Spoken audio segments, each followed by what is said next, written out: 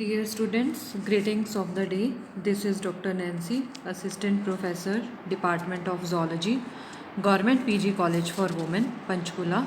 Today I am going to discuss the topic cancer.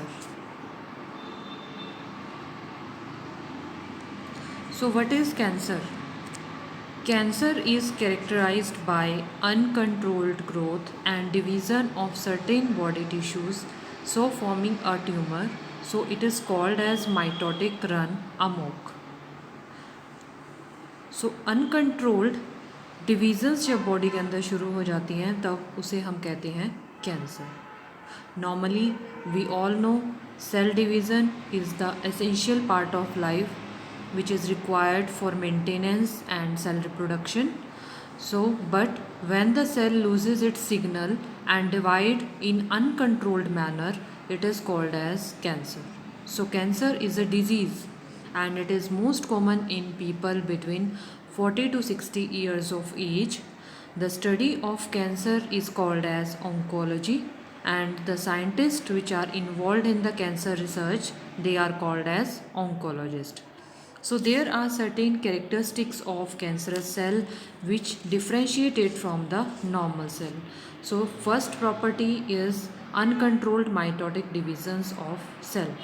So cancer cell जो होती हैं वो अनकंट्रोल्ड माइटोटिक डिविजन्स करती हैं, जबकि जो नॉर्मल सेल है उसके अंदर रेगुलेशन से या प्रॉपर मैनर से एक सेल डिवाइड करता है. सपोज़ एक पर्टिकुलर टाइम पीरियड के अंदर सपोज़ किसी सेल ने 2 आवर्स के अंदर 1 टाइम डिवाइड करना है, तो जब वो सिग्नल ख़त्म हो जाता है कि जो 2 आवर्स के इंटरवल के अंदर एक बार डिवाइड करना है, तो जब वो सिग्नल ख़त्म हो गया तो सेल जो है 2 आवर्स के अंदर मल्टीपल टाइम्स अगर वो डिवाइड कर रही है, so that cell is called as cancerous cell. So rate of the cell division in case of cancerous cell is much higher than that of normal cell. For example, there is certain time period for every particular cell to divide. For example, the gut lining cells, they divide after 36 hours. Skin cells, they divide after few days, and red blood cells after few weeks. So there is a particular time period which is assigned for every cell to divide. So cancerous cells, they divide in uncontrolled manner. Second property is cancer cells, they lose the normal controls that prevent the excessive growth. So these cancer cells, they grow much more than the normal cells, and cancerous cells, they show abnormal and uncontrollable growth, and so these are called as arneoplastic cells. Third property is tumor formation. So due to uncontrolled growth and division of cells, a tumor-like structure is formed. So here it is important point to note that all the tumors are not cancerous, because the no tumor is formed in leukemia, that is blood cancer. Fourth property is less survival capacity. Cancerous cells, they have less survival capacity than normal cells because they divide many number of times, so their survival is less.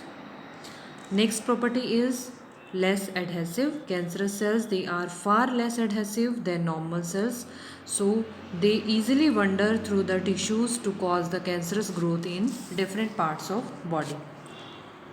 Next property is produce angiogenic factors. So cancerous cells, they produce angiogenic factors which stimulate the growth of blood vessels, which supply more nutrients which are required for the cancer growth, and so these cancerous cells, they deprive the normal cells from the nutrients which finally die. Next property is they do not undergo differentiation. And next property is they do not show contact inhibition. So the cancerous cells, they do not show contact inhibition and does not undergo differentiation. Next property is high invasiveness. Cancerous cells, they have high invasiveness. Next property is in case of cancerous cell, the cytoskeletal structures like microtubules and microfilaments, they tend to be disorganized.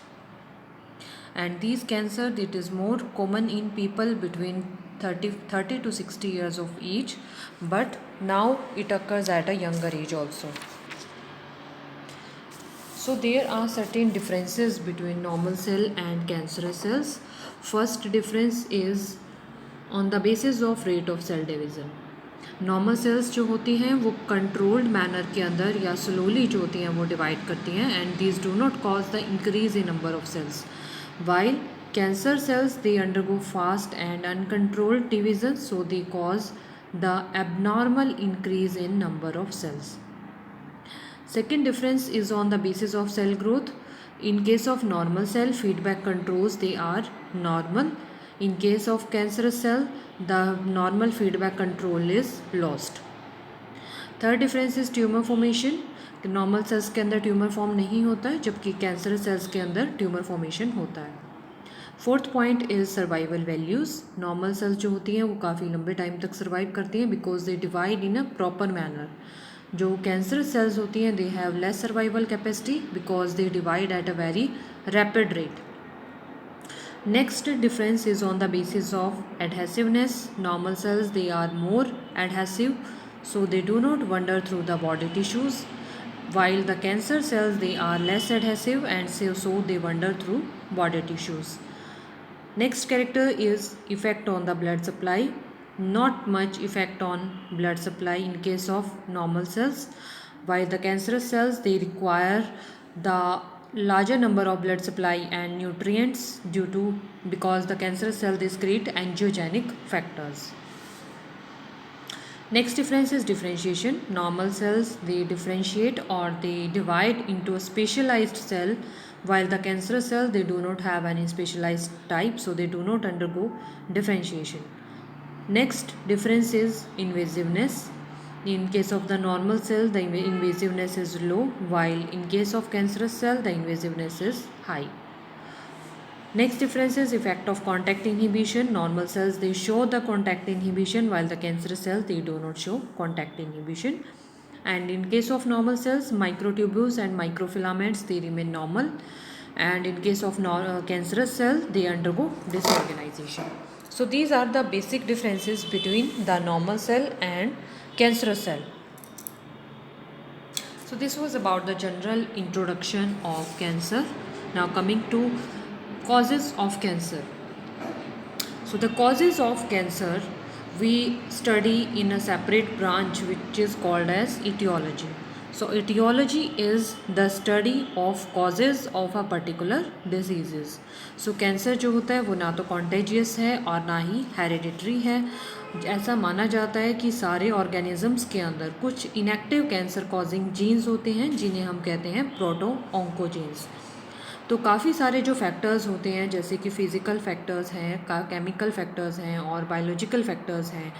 तो ये जो ये सारे जो factors हैं ये activate करते हैं प्रोटो ऑन्कोजीन्स को ऑन्कोजीन्स के अंदर.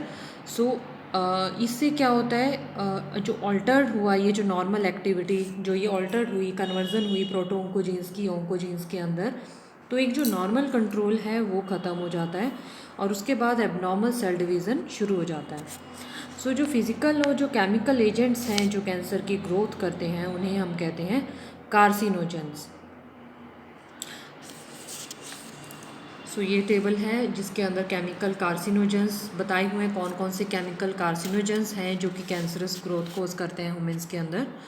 सो फर्स्ट कार्सिनोजन है soot, coal tar, cigarette smoke, cadmium oxide, aflatoxin, mustard gas, nickel and chromium compound, asbestos, diethyl stilbestrol and vinyl chloride. So ये सारे केमिकल कार्सिनोजेंस हैं जो कि कैंसरस ग्रोथ को इंड्यूस करते हैं. सो उसके अलावा जो कॉजेज़ हैं कैंसर्स की उसे हम 4 कैटेगरीज़ के अंदर उसे हम डिवाइड करते हैं. फर्स्ट फैक्टर है इसके अंदर आयनाइजिंग रेडिएशंस. सो आयनाइजिंग रेडिएशन जैसे कि एक्सरे, गामा रे या पर्टिकुलर रेडिएशंस हैं जो कि रेडियो एक्टिव सब्सटेंसेस से निकलती हैं तो वो रप्चर कर देती हैं डीएनए के स्ट्रैंड को. तो उस वजह से म्यूटेशंस इंड्यूस होती हैं and mutations lead to cancer. For example जैसे कि जो फार्मर्स होते हैं वो हर टाइम सनलाइट के एक्सपोजर में रहते हैं.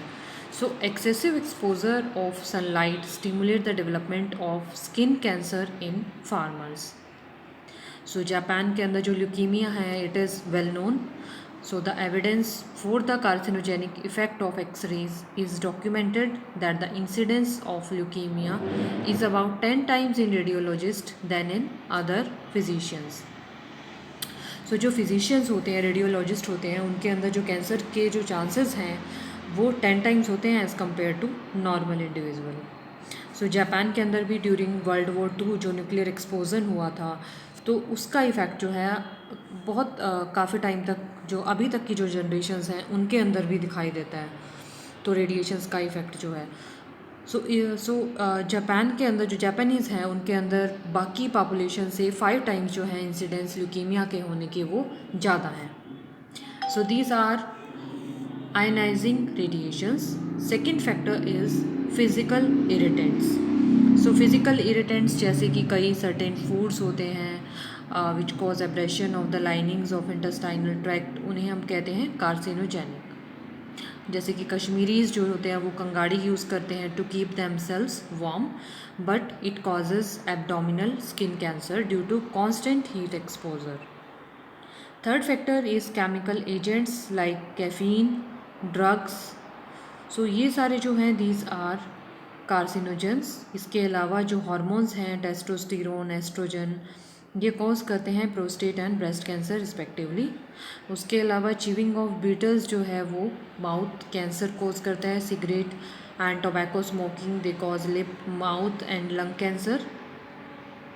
सो एनिमल रिच जो डाइट है, एनिमल रिच के अंदर we all know protein rich diet होती है animal diet. So it is also cause the cancer of large intestine. Dye workers जो होते हैं उनके अंदर भी ब्लैडर कैंसर के ज़्यादा चांसेस होते हैं. और जो चिमनी क्लीन करते हैं उनके अंदर स्क्रोटम कैंसर के ज़्यादा चांसेस होते हैं. सो एक साइंटिस्ट थे स्वीडन में, डॉक्टर लीफ बस्क. उन्होंने ये रिपोर्ट किया था कि जब हम हाई कार्बोहाइड्रेट फूड को, जैसे कि पोटैटो है, जब हम उसे हीट करते हैं, एक्सेसिव हीट करते हैं, तब एक कार्सिनोजेनिक केमिकल प्रोड्यूस होता है जिसे हम कहते हैं acrylamide, so which causes cancer. Next cause is biological agent. Biological agent जैसे कि सर्विक्स कैंसर जो होता है वो वायरसेस. कौन से ऐसे बायोलॉजिकल एजेंट्स हैं जो कैंसर कॉज करते हैं? ये मेनली वायरसेस हैं, tumour causing viruses, Epstein Barr virus, herpes simplex type 2 viruses. So these type of viruses which causes the cancer, they are called as oncoviruses.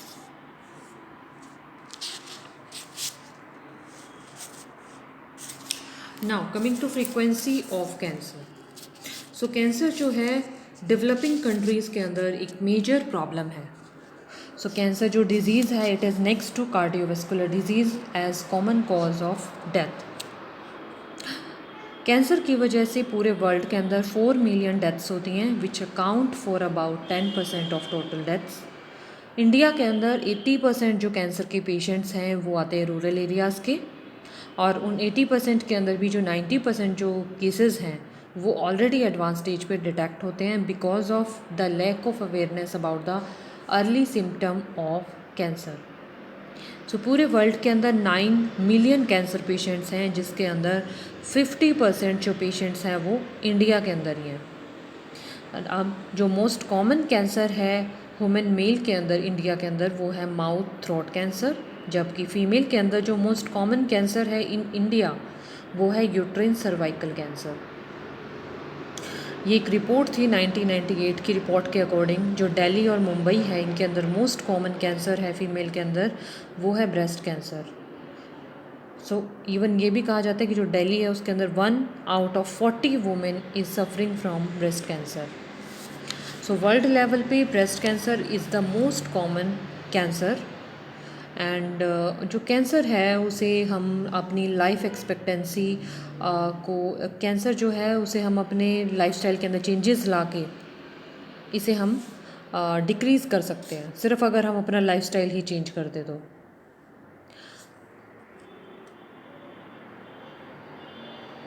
Recent जो figures हैं वो show करती हैं कि जो नंबर ऑफ़ जो gall bladder cancer हैं they are on rise. सो जिसके मल्टीपल कॉजेज़ हैं fatty food, obesity, typhoid and certain environmental factors. So in India 4 lakhs of people they are affected by cancer every year and out of them 2 lakhs of people die. It is because of the late detection, and many people are not aware of the early symptom of the diseases. Cancer is one of the most important non-infectious or non-communicable diseases. Now coming to types of cancers. So cancers की जो होती हैं on the basis of their spread they are classified as benign and malignant. We all know what is benign and what is malignant. benign tumours जो होते हैं वो tumours होते हैं जो कि एक ऑर्गन के ऊपर ही कन्फाइंड रहते हैं, जो कि दूसरे बॉडी पार्ट्स के अंदर स्प्रेड नहीं होते. ऐसे कैंसर्स को या ऐसे ट्यूमर्स को हम कहते हैं बेनाइन ट्यूमर्स. ये हालांकि लेस ट्रबलसम होते हैं but they need immediately removal as it causes severe pain, और ये जो होते हैं मैलिग्नेंट के अंदर चेंज हो सकते हैं. सेकेंड टाइप इज़ मेटास्टेटिक और मैलिग्नेंट ट्यूमर्स. तो इनके अंदर स्लो ग्रोथ होती है. सबसे पहले स्टेज आती है लेटेंट स्टेज, फिर उसके बाद जो स्टेज आती है वो बहुत रैपिड हो जाती है, overcrowding and damage to normal cells. So इसके अंदर जो होती है मेटास्टेशिया स्टेज आती है, जिसके अंदर जो प्राइमरी ट्यूमर है वो ब्रेक कर जाता है और सारे बॉडी पार्ट्स के अंदर फैल जाता है by blood. So this process is called as metastasis. Metastasis is the process of transference of cancer cell from the site of origin to the distant part of body. तो जो tumour जहाँ पे form हुआ है, जब वहाँ से break down होकर कहीं और ट्यूमर फॉर्म हो जाता है, इस प्रोसेस को हम कहते हैं मेटास्टेसिस. सो मेटास्टेसिस जो होता है वो नॉर्मली 50 ईयर्स के अबव ही होता है, and when it is practically impossible to cure. So ये थे कैंसर की type on the basis of their spread. So now the cancers they are classified into 3 types on the basis of their location. These are carcinomas, sarcomas and leukemias. We will discuss one by one.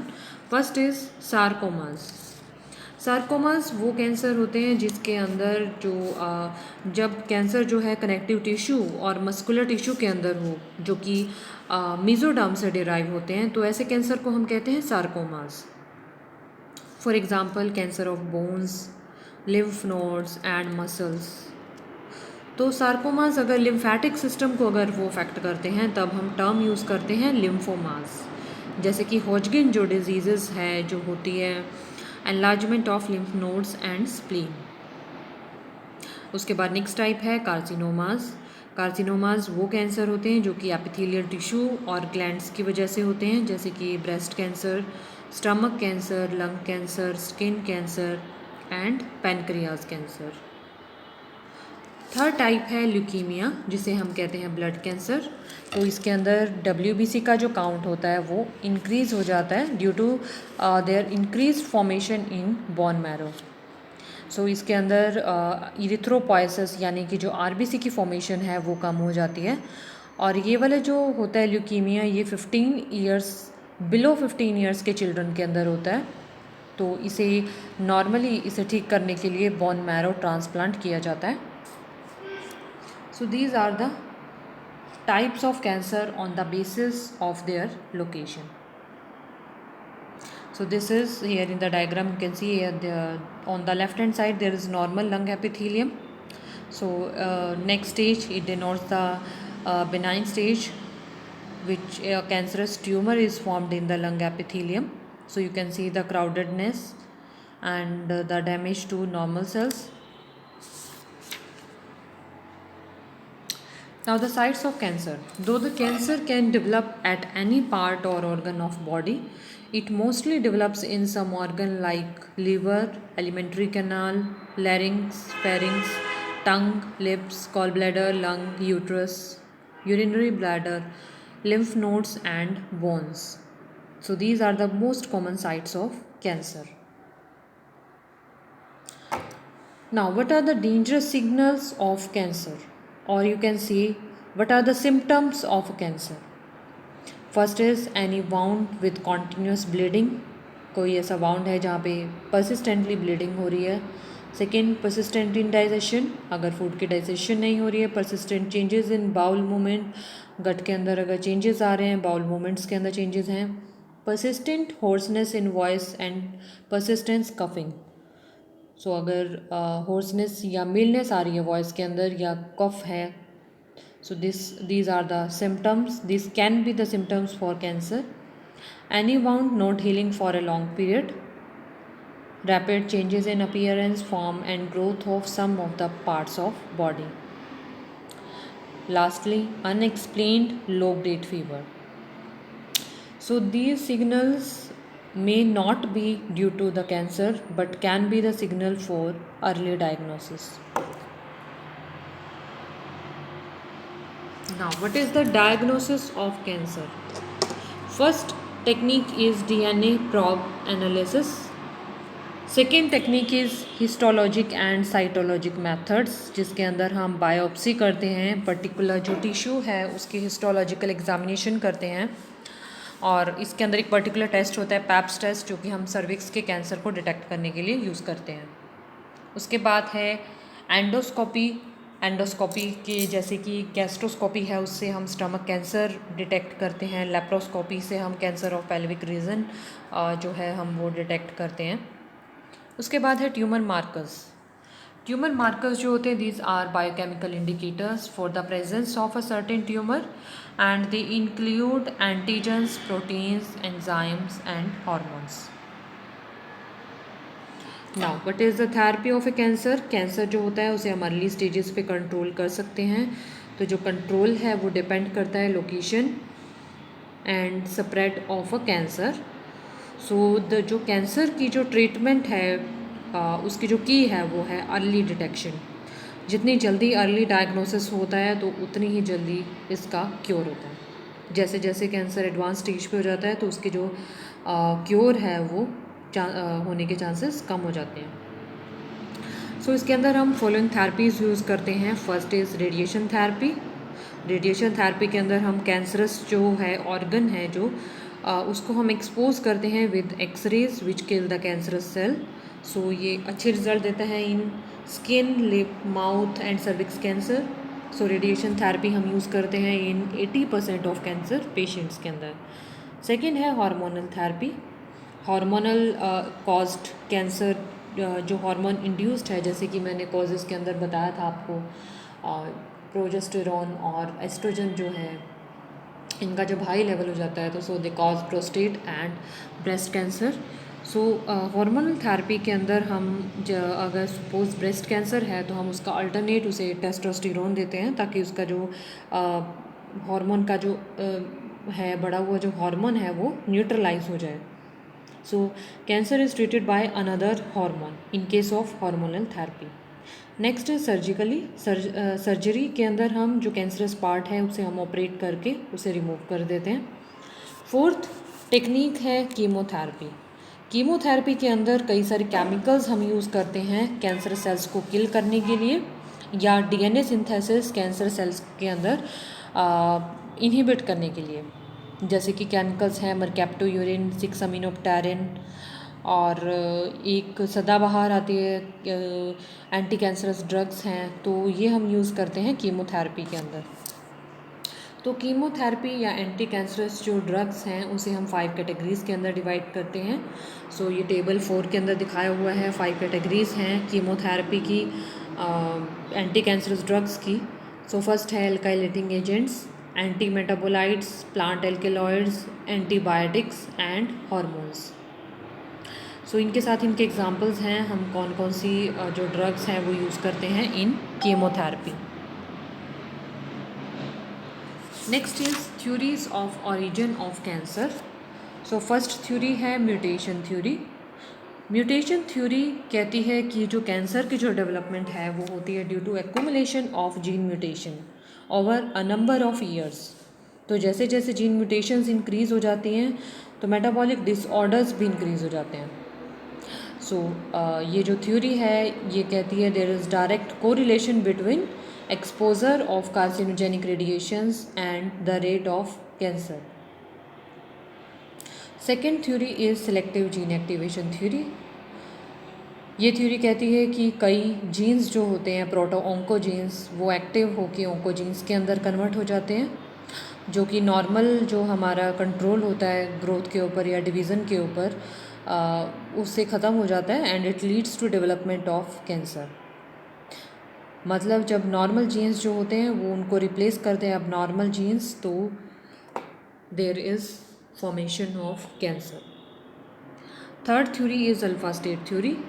Alpha state, in the alpha state theory it states that the abnormal growth is reversion to an evolutionary stage of growth, that is alpha state, where the cells merely proliferate rather than performing a specific function।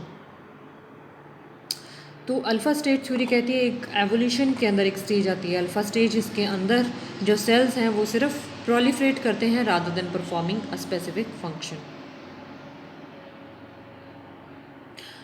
Next is oncogenes and proto-oncogenes.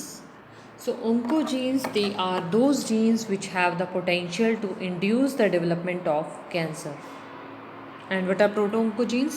A proto-oncogenes is a normal gene that can transform into oncogene due to mutation or due to increased expression. This is called as oncogenic transformation. So जो proto-oncogenes होते हैं normally they help in cell growth and differentiation. उसके अलावा signal transduction के अंदर या माइटोजेनिक signals के अंदर भी ये यूज़फुल होते हैं। बट जब इनकी एक्टिवेशन हो जाती है इन ऑन्कोजीन्स, तो ऑन्कोजीन्स जो होते हैं they produce the proteins called as oncoproteins, और वो जो ऑन्कोप्रोटीन्स है they help in synthesis of those proteins which are linked to tumour growth. So there are 3 modes of activation of proto-oncogenes. तो 3 basic methods हैं जो proto-oncogenes कैसे oncogenes के अंदर कन्वर्ट होते हैं। फर्स्ट है म्यूटेशन विद इन सिस्ट्रॉनिक रीजन और प्रमोटर रीजन ऑफ प्रोटो-ऑन्कोजीन। सो जब सिस्ट्रॉनिक रीजन या प्रमोटर रीजन यानी कि जो रेगुलेटरी रीजन है प्रोटो-ऑन्कोजीन्स का, उसके अंदर जब म्यूटेशन आ जाती है, so it causes the over expression of gene और the loss of regulation. Second है increase in protein concentration caused by increase of protein expression और increase of protein stability. So increase protein concentration या तो होती है by increase of protein expression और the increase of protein stability. Third है chromosomal translation. So chromosomal translation होता है transfer of gene block from a chromosome to it's non homologous chromosome. कोई भी जो एक जीन है उसकी ट्रांसफ़र एक क्रोमोसोम से दूसरे नॉन होमोलोगस क्रोमोसोम के ऊपर, उसे हम कहते हैं ट्रांसलोकेशन। जैसे कि फिडेल्फिया क्रोमोसोम इसका एक एग्जांपल है जो कि ट्रांसलोकेशन से फॉर्म होता है बिटवीन क्रोमोसोम 22 और एंड क्रोमोसोम 9। तो एक जो सेगमेंट होता है क्रोमोसोमल 22 का वो ट्रांसफ़र हो जाता है क्रोमोसोम 9 पे। तो इस तरीके से फिडेल्फिया क्रोमोसोम फॉर्म होता है and it is associated with chronic myelogenous leukemia. So ये तीनों मोड्स हैं एक्टिवेशन ऑफ प्रोटो-ऑन्कोजीन्स के। उसके बाद है एग्जांपल्स ऑफ प्रोटो-ऑन्कोजीन। तो ये 3 एग्जांपल्स हैं MYC gene, TRK gene and RAS gene. So MYC जो जीन्स हैं they play an important role in apoptosis that है सेल डेथ, सेल साइकिल के अंदर एंड सेलुलर ट्रांसफॉर्मेशन के अंदर। सो MYC जो जीन होता है ये प्रेजेंट होता है क्रोमोसोम 8 के ऊपर और ये रेगुलेट करता है 15% of expression of all the genes. So जब इसके अंदर कुछ ट्रांसफॉर्मेशन होती है या ट्रांसलोकेशन होती है, it leads to Burkitt's lymphoma that is a cancer of lymph node. Second proto-oncogene is TRK gene that is tropomyosin receptor kinase gene. तो ये जो जीन होता है ये हेल्प करता है सेलुलर डिफरेंशिएशन के अंदर। तो जब इस जीन के अंदर म्यूटेशन हो जाती है it leads to cancer. Third gene है RAS जीन। RAS जीन जो होता है it was discovered in cancer causing viruses of rats during 1960s। तो इसे हम कहते हैं रैट सार्कोमा जीन। तो ये जो जीन्स होते हैं they are involved in cellular signal transduction के अंदर, और जब इन जीन्स के अंदर म्यूटेशन हो जाती है तो it causes the uncontrolled cell growth and cell division which ultimately leads to cancer. Now what are the preventive measures? हम कैसे प्रिवेंट कर सकते हैं हम कैंसर को? सो कैंसर को 90% जो होती हैं हम इसे अवॉइड कर सकते हैं कैंसर को. फर्स्ट, काफ़ी सारे मेथड्स हैं. Avoid tobacco smoking. So public health जो कैंपेन चलते हैं जिसके अंदर सिगरेट, टोबैको और किसी भी टाइप की जो स्मोकिंग है उसे जो है हम डिक्लाइन करना है. मतलब जो स्मोकिंग है उसे हमने नहीं करना. जो पब्लिक हेल्थ कैंपेन जो गवर्नमेंट चलाती है अगेंस्ट दीज स्मोकिंग. उसके बाद है protective measures against toxic pollutants of industries. तो अगर जो इंडस्ट्री के जो टॉक्सिक पॉल्यूटेंट्स हैं तो उससे अगर हम प्रोटेक्ट करके रखें तो भी हम कैंसर से बच सकते हैं. थर्ड है prophylactic use of drugs. Fourth है avoiding excessive exposure of skin to solar radiations. Fifth, changes in sexual behavior against carcinoma of uterine cervix. Avoid early sexual activity or having multiple partners. Last है avoiding the regular contact with physical irritants. तो जैसे कि heat sources हैं, कंगाड़ी है for skin cancer. तो इन सब सारी चीज़ों को हम अवॉइड करके भी कैंसर से बच सकते हैं. So these are various preventative measures. Thank you so much.